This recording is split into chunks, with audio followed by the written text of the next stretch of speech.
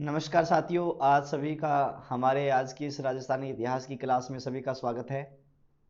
तो साथियों, आज अपने जो है चर्चा करने वाले हैं चौहान राजवंश। अपना राजस्थान के इतिहास में चल रहा था, तो चौहान राजवंश में आज अपने जो है चर्चा करने वाले हैं कि हमने शाकंभरी के चौहान पढ़ लिए थे। मैंने आपको चौहान शाकंभरी में 3 बताए थे। सांबर है, सांबर के बाद में मैंने आपको बताया था कौन से अजमेर के चौहान है, अजमेर के बाद में मैंने आपको रणथंभौर के चौहानों की जो है उनके बारे में बताया था। तो आज अपने जो है इसी दृष्टि से अगर हम बात करें तो आज हम सांबर के चौहानों को हमने पढ़ लिया था, तो अजमेर के चौहान राजवंश में पढ़ने वाले हैं। आज हम अजमेर के चौहान राजवंश में चर्चा करने वाले हैं किसके बारे में? अजय राज के बारे में। किसके बारे में चर्चा करने वाले हैं? अजय राज के बारे में। ठीक है, तो ध्यान रखना, आज अपने अजय राज की चर्चा करेंगे जिसने अजमेर की स्थापना की हो, किसकी? अजमेर शहर की स्थापना की हो, उस अजय राज के बारे में चर्चा करेंगे।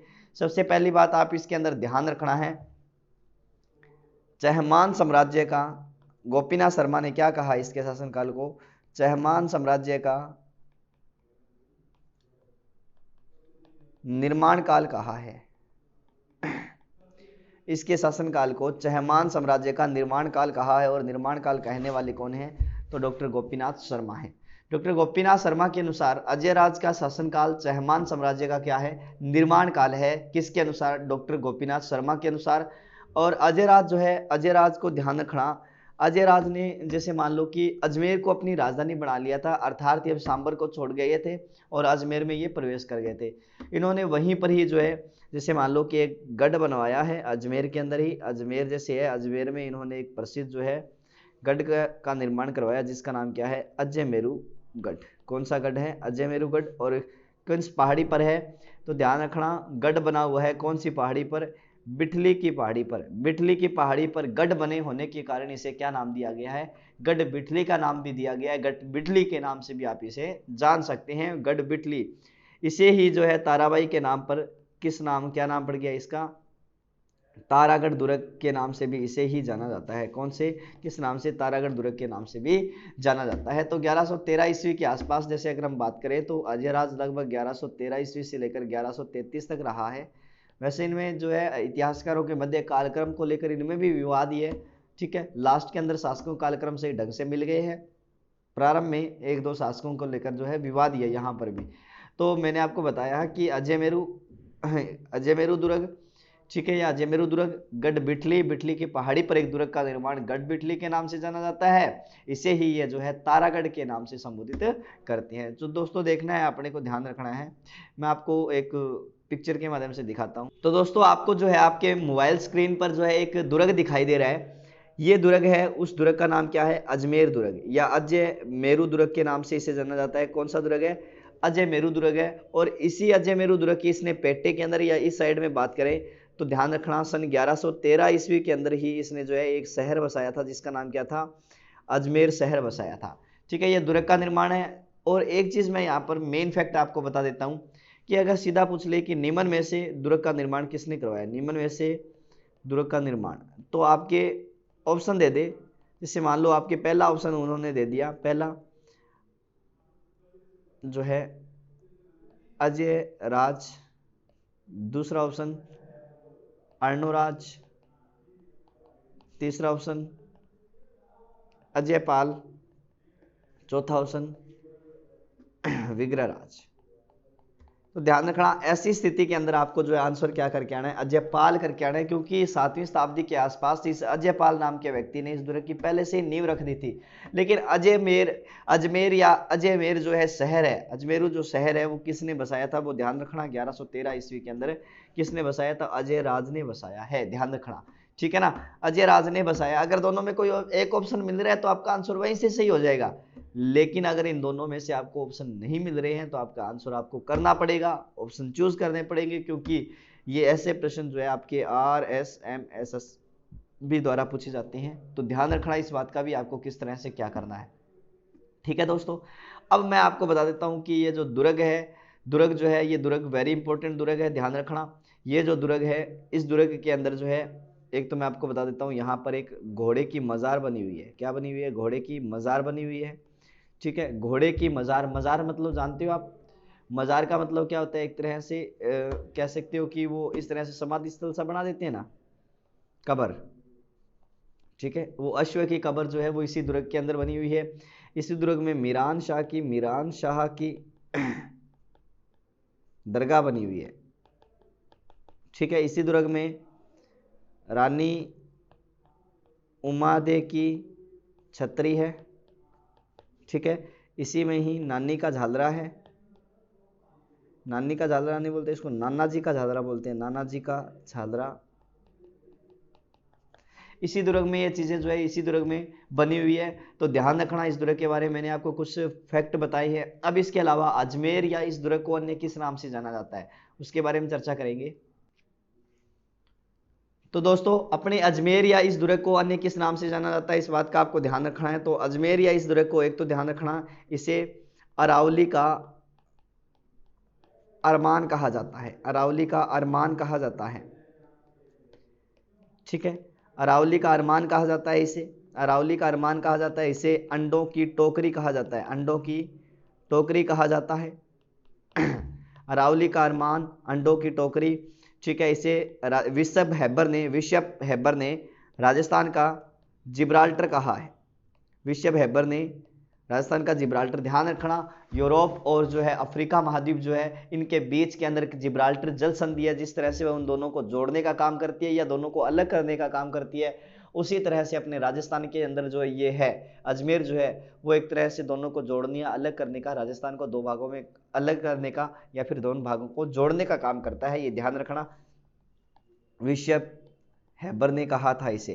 राजस्थान का जिब्राल्टर, अंडों की टोकरी, अरावली का अरमान, राष्ट्रीय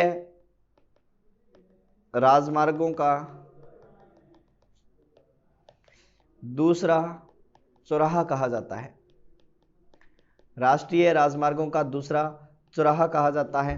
ठीक है, राष्ट्रीय राजमार्गों का दूसरा चौराहा कहा जाता है। राजस्थान का हृदय कहा जाता है। भारत का तीर्थ होने के कारण, ध्यान रखना, भारत का मक्का कहा जाता है। राजस्थान का नाका कहा जाता है। भारत का मक्का कहा जाता है, राजस्थान का नाका कहा जाता है। ध्यान रखना। ठीक है, तो ये जो है ये इसके उपनाम कह सकते हो, अन्य नाम कह सकते हो किसके, अजमेर या दुर्ग के बारे में दोनों के अंदर ही है। दोनों का ही आ जाएगा इसके अंदर, तो दोनों को ही ध्यान में रखना। अरावली का अरमान क्यों, क्योंकि अरावली पर्वत श्रृंखला में स्थित होने के कारण अंडों की टोकरी इस तरह से दिखाई देता है। कहते हैं राजस्थान का जिब्राल्टर जल संधि है, दोनों को जोड़ने का काम करने के कारण राजस्थान का दूसरा चौराहा आके आ ही गया। राजस्थान का हृदय, क्योंकि प्राचीन समय में क्या होता कि अपने जो है अजमेर से सारे कार्यों का क्या होता, संचालन किया जाता। भारत का मक्का तीर्थों के कारण कहा जाता है, राजस्थान का नाका भी इसे ही कहा जाता है। ये जो चीजें ये सारे अजमेर के उपनाम हैं। ठीक है, अलग नाम है। तो एक ध्यान रखना, अजय राज ने एक सिक्के ढालने की टकसाल बनवाई थी। इस दुर्ग में क्या बनवाई थी, सिक्के डालने की टकसाल का निर्माण करवाया था। अजय राज ने एक सिक्के डालने की टकसाल का निर्माण करवाया था। जैसे मान लो अजय राज के, जैसे मान लो ये सिक्के हैं, मान लो इस तरह से अजय राज के सिक्के हैं। ठीक है ना, अजय राज के जैसे मान लो ये सिक्के हैं, तो अजय राज के जो सिक्के हैं,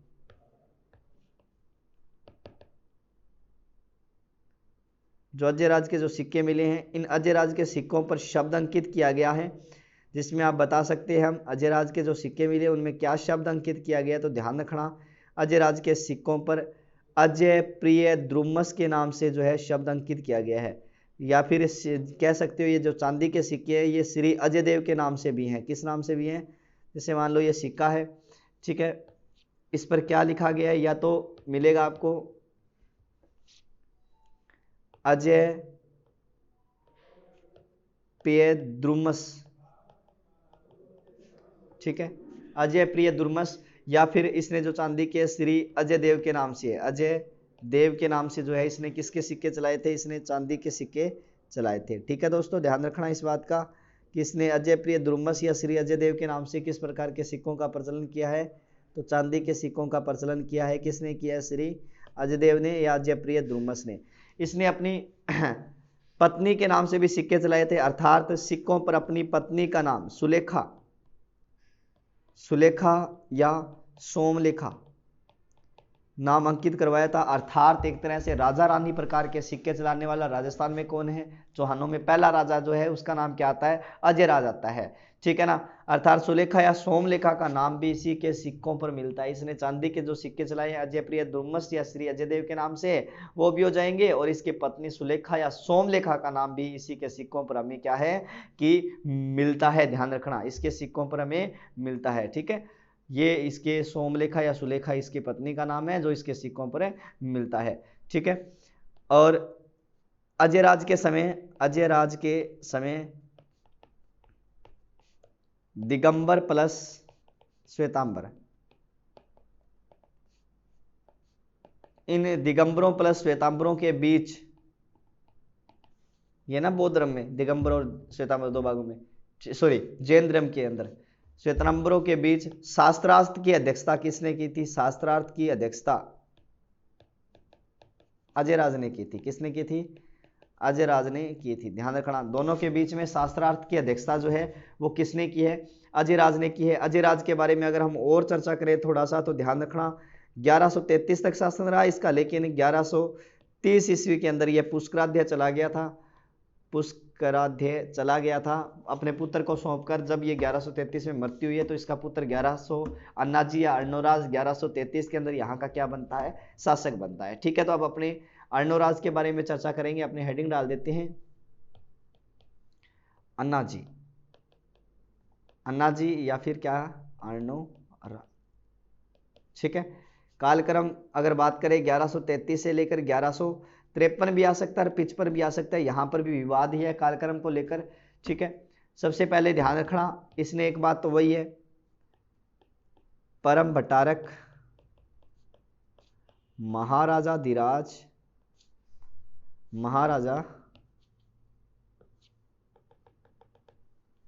परम भट्टारक महाराजा धीराज परमेश्वर, परम भट्टारक महाराजा धीराज परमेश्वर की क्या धारण की है? उपाधि धारण की है, ठीक है। परम भट्टारक महाराजा धीराज परमेश्वर की इसने उपाधि धारण की थी। ऐसा शासक है जो क्या नाम है? अर्णोराज या अन्नाजी है। अजमेर में तो पहला ही आएगा, लेकिन पहले वो सांबर में था, मैंने आपको बताया था सांबर में था वो, तो उस चीज का भी आप विशेषता ध्यान रखना। इसके अलावा अगर हम इसी में चर्चा करें अन्नाजी या अर्णोराज में, दूसरी बात इसने 1134 ईस्वी में चालुक्य शासक जयसिंह सिद्धराज का आक्रमण हुआ था। जयसिंह सिद्धराज जो है वो कहाँ का था? गुजरात का था। गुजरात के जयसिंह सिद्धराज का आक्रमण हुआ था। तब बताते हैं कि इन्होंने क्या किया था। इसके आक्रमण के समय में इसे 1134 में जयसिंह सिद्धराज को इसने किसने? अर्णोराज ने या अन्नाजी ने पराजित कर दिया। जयसिंह सिद्धराज को अन्नाजी ने क्या किया था? पराजित किया था। ध्यान रखना इस बात का, विशेषतः ध्यान रखना, बड़ी इंपॉर्टेंट बात है ये, अन्नाजी ने पराजित किया था, ठीक है। इसके समय में बार बार तुर्कों के आक्रमण हो रहे थे। बताते हैं कि बार बार तुर्कों का आक्रमण हुआ, तुर्कों के आक्रमण हो रहे थे। तो भाई अन्नाजी रोज रोज बार बार के कबाने एक बार बजा दे, पुठा जाए, फिर बजा दे, फिर पुठा जाए, यहाँ करके छापो तकड़ो ही मोल ले लियो। इन सबको जो है तुर्कों को जो है पकड़ के क्या करते हैं कि दो पहाड़ी है, जैसे एक पहाड़ी का नाम है नाग पहाड़। कौन सा पहाड़ है? नाग पहाड़। और एक पहाड़ी है जिसका नाम है तारागढ़। कौन सा पहाड़ है? तारागढ़ पहाड़। एक दिन के दोनों के बीच में नीरा तुर्कान के पकड़ के रोड लिए, तुर्कान बीच में यहाँ पकड़ के, नीरा नहीं तुर्कान के करे पकड़ में बीच में रोड लिए, ठीक है। अब रोड गए भाई दोनों के बीच में टिका के मान जान, टिका के धोया जी कर बिया ठोकी जान, ठीक है। तो ये वास्ते के है कि टिका के कुटियान बीच में अठे रोड गए सारा टिका के कुटिया। तब बताओ है कहीं का कारण की है कि पूरी की पूरी धरती जी के बाद लहू लुहान होगी, पूरी धरती लहू लुहान होगी, जिनका कारण के वह का धरती अपवित्र होगी। और इस धरती अपवित्र जो धरती है इसको पवित्र करने के लिए, शुद्ध करने के लिए जो है नाग पहाड़ और तारागढ़ पहाड़ी के बीच में इन्होंने अर्णोराज ने एक झील का निर्माण करवाया था, जिसे झील का नाम क्या दिया गया है? इस झील का जो निर्माण इनके द्वारा किया गया है उस झील का नाम आता है अन्ना सागर झील। कौन सी झील बनवाई थी इन्होंने? अन्ना सागर झील का निर्माण करवाया था, ध्यान रखना। तो इसके बीच में जो है, इसके बीच में नाग पहाड़ और तारागढ़ पहाड़ी के बीच में अर्णोराज के द्वारा एक झील का निर्माण करवाया गया। कब से कब तक है, तो ध्यान रखना बिजोलिया शिलालेख के अनुसार, बिजोलिया शिलालेख के अनुसार इस झील का जो है निर्माण 1133 से 1137 के बीच में करवाया गया। किसके अनुसार, बिजोलिया के अनुसार तो 1133 से 1137 के अनुसार करवाया गया है इसी झील का निर्माण। लेकिन ध्यान रखना ये किसके अनुसार है, अकॉर्डिंग टू दी बिजोलिया शिलालेख, बिजोलिया शिलालेख के अनुसार तो इसका निर्माण कब से कब है, तो 1133 से 1137। लेकिन ध्यान रखना पृथ्वीराज रासो में इसका निर्माण जो है वो क्या दे रखा है, 1135 से लेकर 1137 दे रखा है। और 1135 से 1137 ये जो है किस में दे रखा है, पृथ्वीराज रासो में। किस में दे रखा है, पृथ्वीराज रासो में इसका निर्माण 1135 से 1137 दे रखा है। तो इसने जो है यहाँ पर ध्यान रखना किसका निर्माण करवाया था, तो इसने इसके अंदर जो है अन्ना सागर झील का निर्माण करवाया। किन दो पहाड़ियों के बीच में है, तो नाग पहाड़ और कौन सा पहाड़ है, तो तारागढ़ पहाड़ है। तारागढ़ और नाग पहाड़ के बीच में इन्होंने जो है एक झील बनवाई जिसका नाम क्या है, अन्ना सागर झील है। आई बात समझ में। तो एक दिन बतावे कठे घूमने वास्ते कौन आयो, जहांगीर आयो। कौन आया था, जहांगीर। जहांगीर इसी झील के किनारे यहां पर जो है एक बाग लगा गया, जिसे बाग को शाही बाग, दौलत बाग या बाद में इसे किस नाम से, सुभाष बाग के नाम से जाना जाने लग गया। ठीक है, यहां पर एक बार जहांगीर आया, जहांगीर ने यहाँ पर बाग लगा के गया, एक शाही बाग, दौलत बाग या फिर क्या नाम से, सुभाष उद्यान के नाम से जाना जाता है। किसने लगवाया था, जहांगीर ने। जहांगीर की जो है पत्नी है नूरजहां, नूरजहां की माँ थी जिसका नाम था असमत बेगम। क्या नाम है, असमत बेगम।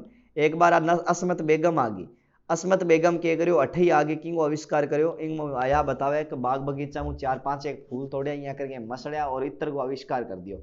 इत्र का वैसे इत्र जो है ना, वर्तमान में इत्र जो है ध्यान रखना कि खस नामक घास से बनाया जाता है।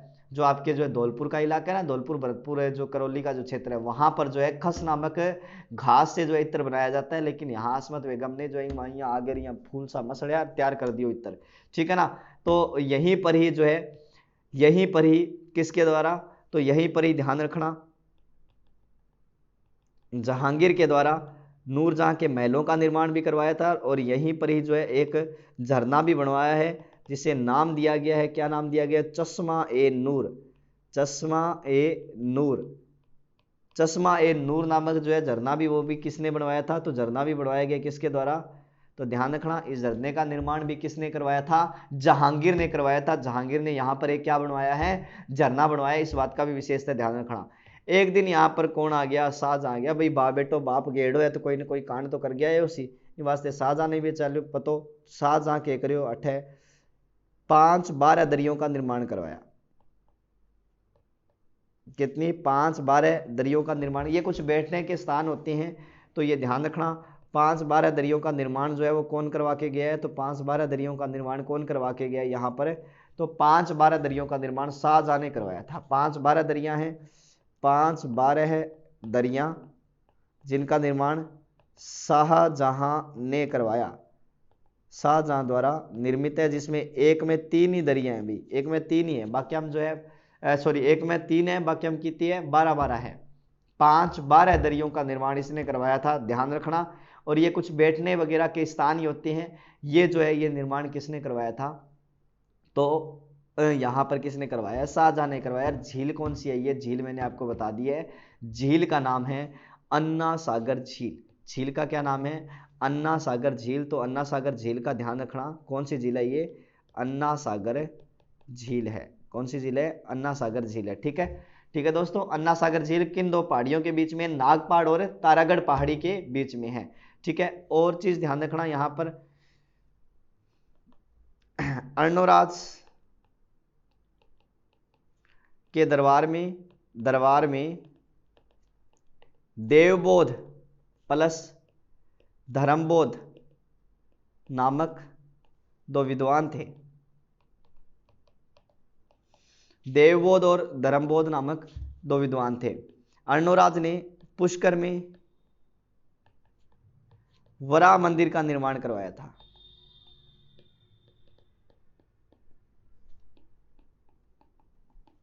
अर्णोराज ने पुष्कर जो है, पुष्कर में वराह मंदिर का निर्माण करवाया था। इस बात का भी आपको ध्यान रखना है, वराह मंदिर का निर्माण करवाया था, ध्यान रखना, ठीक है ना। अर्णोराज के दरबार में देवबोध और धर्मबोध नाम के दो विद्वान थे। इसने पुष्कर के अंदर वराह मंदिर का क्या करवाया है, निर्माण करवाया है, ठीक है ना।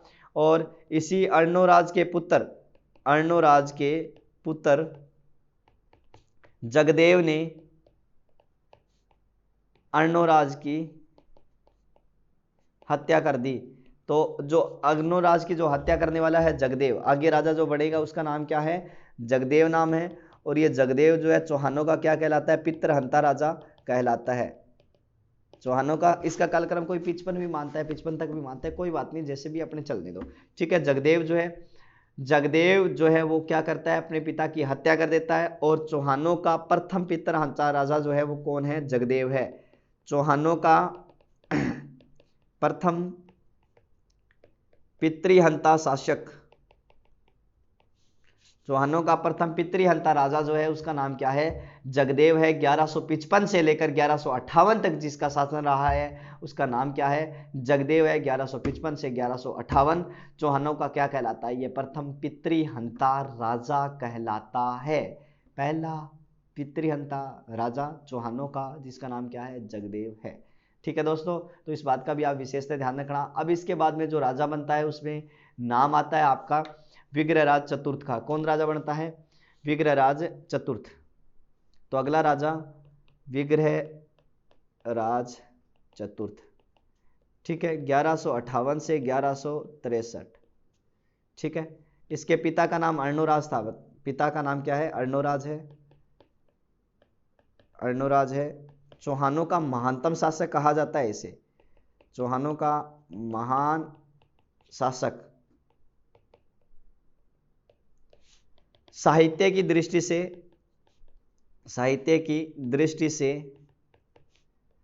चौहानों के इतिहास का स्वर्ण काल कहा जाता है, स्वर्ण काल, ध्यान रखना। साहित्य की दृष्टि से चौहानों के इतिहास का क्या कहा जाता है, स्वर्ण काल कहा जाता है। किसको कहा जाता है, विग्रहराज चतुर्थ के शासन को कहा जाता है, ठीक है। विग्रहराज जो चतुर्थ है, विग्रहराज चतुर्थ ने एक खुद ने नाटक लिखा है, जिसका नाम है, के नाम है रे, हरिकेली नाटक है। के नाम है, हरिकेली नाटक, ठीक है। हरिकेली नाटक की रचना की है, जिसकी कुछ पंक्तियां जो है आपको मिलेगी। एक तो 2.5 दिन के झोंपड़े पर, ठीक है, 2.5 दिन के झोंपड़े पर। और ब्रिस्टल, ये जो है राजा राम मोहन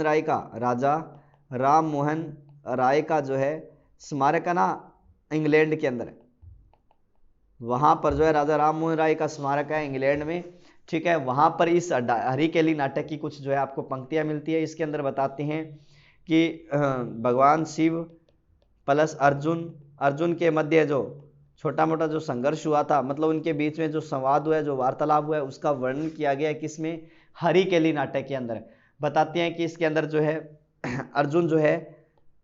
अर्जुन की परीक्षा के लेने के लिए शिव जो है वो किस भेष में आते हैं, किरात के भेष में आते हैं। और इस तरह से जो है बाणों से उसको बांध देते हैं। उसके बाद में बताते हैं कि ये दर्शन देते हैं। इस तरह से कहानियां जो है, जो महाभारत काल की कहानी है वो इससे जुड़ी हुई है, ठीक है। तो हरिकेली नाटक की रचना की है।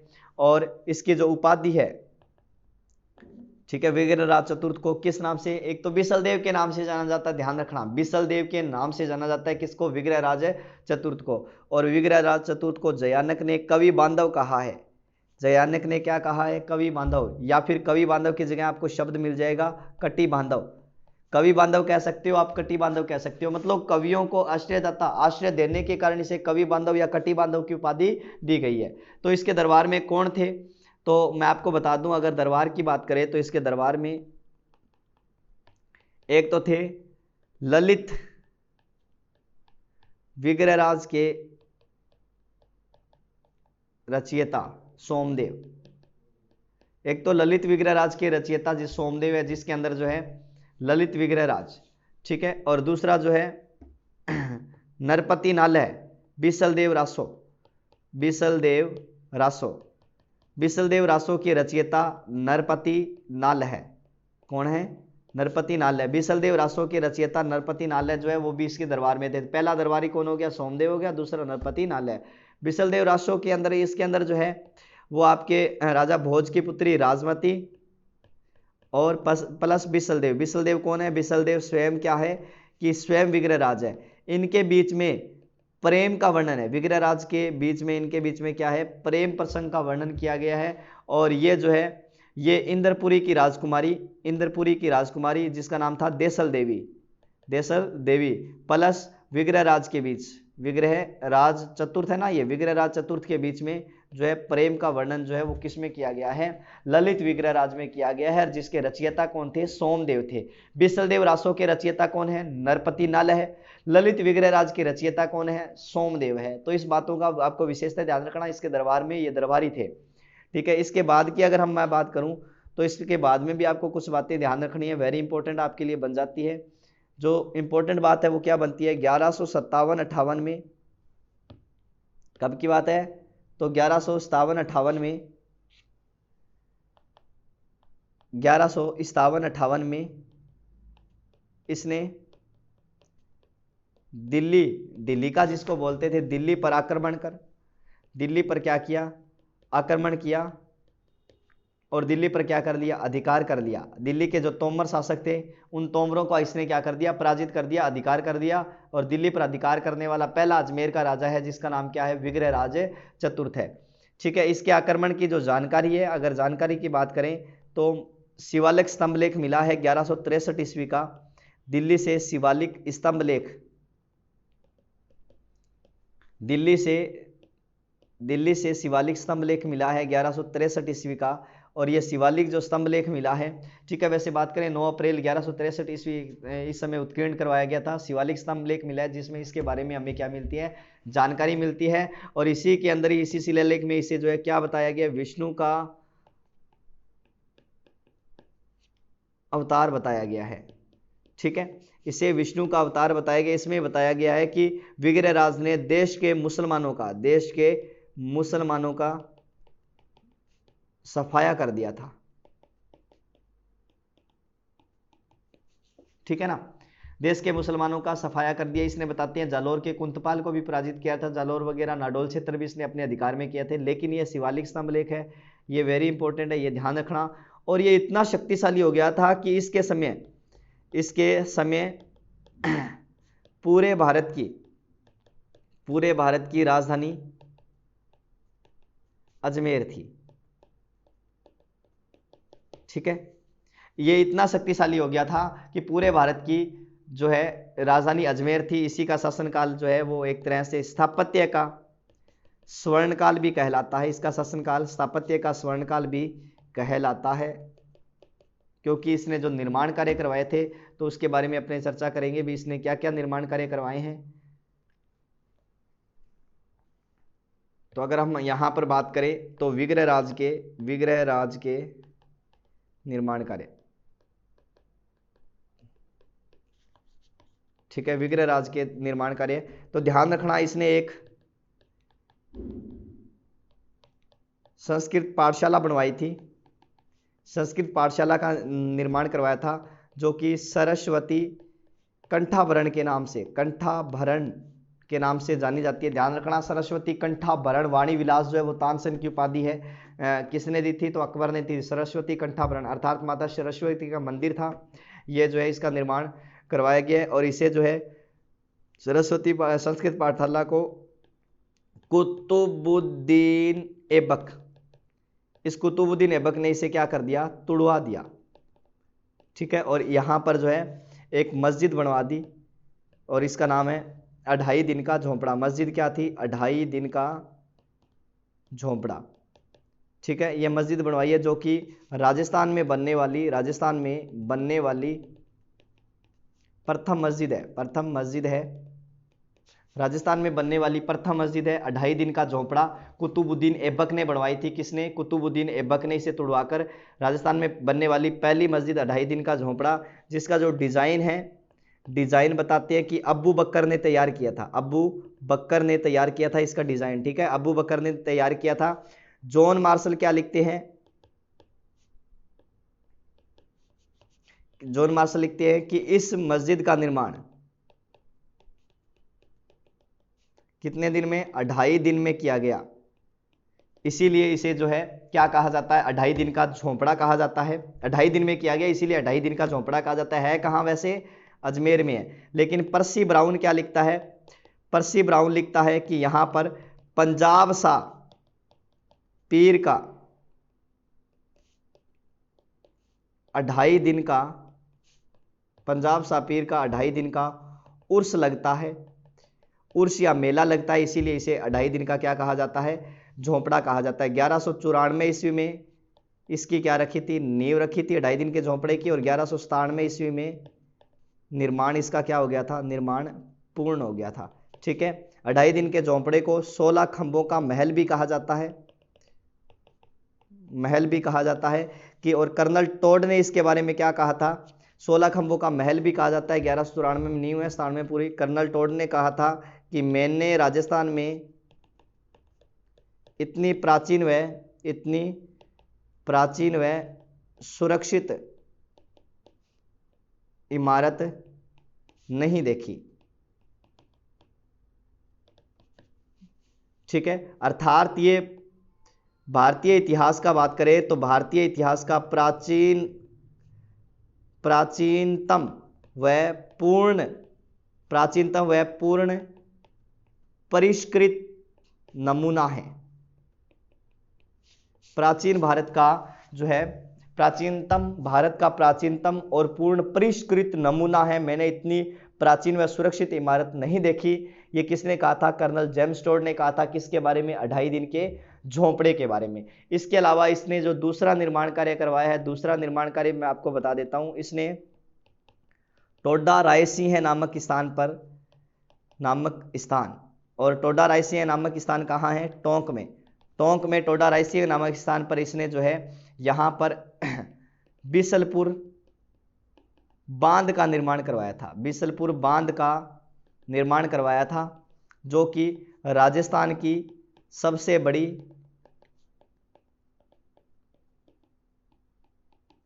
पेयजल परियोजना है। राजस्थान की सबसे बड़ी पेयजल परियोजना है। ठीक है ना। राजस्थान की सबसे बड़ी पेयजल परियोजना है। राजस्थान की सबसे बड़ी जो है नहर परियोजना, सिंचाई परियोजना, वो आ जाएगी IGNP इंदिरा गांधी नहर परियोजना। राजस्थान की पहली अगर नहर परियोजना, सिंचाई परियोजना पूछे तो वो गंग नहर परियोजना आ जाएगी। लेकिन राजस्थान की सबसे बड़ी पेयजल परियोजना जो है वो कौन सी है? बिसलपुर पेयजल परियोजना है। ठीक है। तो और किलहोर्न नाम के एक व्यक्ति ने क्या कहा था? किलहोर्न ने कहा था कि हिंदू शासकों में विग्रहराज ऐसा व्यक्ति है, यह ऐसा व्यक्ति है जो कालिदास वह भवभूति की होड़ करता है। जो कालिदास वह भवभूति की क्या करता है? होड़ करता है। इसने कुछ पशु या गो हत्या पर भी पाबंदी वगैरह लगवाई थी अपने राज्य के अंदर। ये भी बात थोड़ी सी ध्यान रखना। तो इसी के साथ ही विग्रहराज कंप्लीट। विग्रहराज का मैंने आपको क्या क्या बताया, देखो। विग्रहराज पिता अर्णोराज से जो है निर्माण काल या स्वर्ण काल की संज्ञा दी है। हरिकेली नाटक की रचना की है। कवि बांधव की उपाधि ललित विग्रहराज लिखा गया। बिसलदेव रासो लिखा गया है। दिल्ली पर आक्रमण किया, तोमरों को पराजित किया, दिल्ली पर अधिकार किया है। विष्णु का अवतार इसे कहा जाता है। ठीक है। इसके निर्माण काल में जो है एक संस्कृत पाठशाला सरस्वती कंठाभरण के नाम से सरस्वती मंदिर भी है, जिसे कुतुबुद्दीन ऐबक ने तुड़वाकर 2.5 दिन के झोंपड़े का निर्माण करवा दिया, जिसके अलग अलग जो है कथन मैंने आपको बताए हैं। और टोडा रायसिंह नामक स्थान पर बिसलपुर बांध, और किलहोर नाम के व्यक्ति ने इसे जो है क्या कहा? हिंदू शासकों में ऐसा व्यक्ति जो कि कालिदास व भवभूति की क्या करता हो? कालिदास व भवभूति की क्या करता हो? होड़ करता हो। ये कौन है? तो ये है विग्रहराज चतुर्थ। तो दोस्तों आज की क्लास में हम इतना ही पढ़ेंगे। कल अपने जो है सोमेश्वर चौहान को पढ़ने के बाद में हम सीधा ही पढ़ेंगे पृथ्वीराज चौहान तृतीय। ठीक है ना।